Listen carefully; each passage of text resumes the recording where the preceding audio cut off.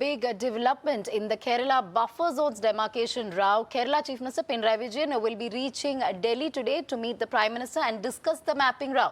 Furthermore, the state government will approach the Supreme Court seeking more time to submit a preliminary report of the satellite survey done to demarcate ecologically sensitive zones. This comes days after Kerala government published the maps prepared by the Forest and Wildlife Department to demonstrate the high population density of areas around the extremities of wildlife sanctuaries and national parks in Kerala. The maps demarcate the green buffer zones within a proposed 1 kilometer ECS, which is economically sensitive zones. Fearing displacement, many people protested against the mappings, claiming that the government glossed over hundreds of Spartan homes, large swaths of cultivated land, public and commercial buildings and subsistence structures, chiefly mud and thatched constructions. We have Vivek live with us. Vivek, take us through the details of this entire buffer zone issue in forest areas in Kerala.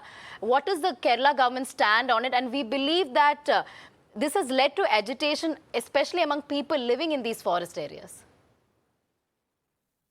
There are issues regarding the Supreme Court's order of, on 6th of June of, coming up with a buffer zone around the protected forest areas across the country. But in Kerala, there are 110 protected forest zones. Now here, the government 2 weeks back had come up with a satellite survey map, which clearly demarcates the forest areas with the human habitated areas and also other places. But after that, there were a lot of confusions, and a new map was published last Thursday. And that was the map that's officially been prepared by the Forest Department. Now, in that map, there has been a lot of concern that's been raised by the farming communities, especially those people living in the fringes of forest areas.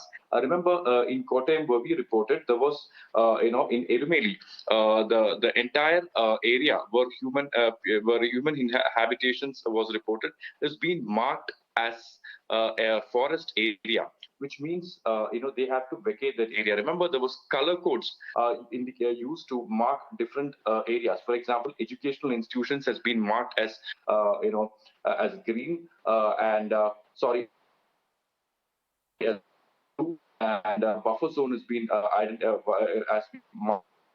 Educational institutions has been marked as red. So basically, people living in areas, especially in fringes of forest, has been given have been paying their tax for the last 60, 50 years, and that has been marked as forest areas. And people have been anguished. They're protesting against this decision. They want the government to change this decision, or else they will be approaching the Kerala High Court. Right, Vivek. So Kerala buffer zones row has in fact triggered tensions. We've been been witness to protest by people living in those forest areas. We'll have to wait and see how this pans out. Thank you, Vivek, for all the details.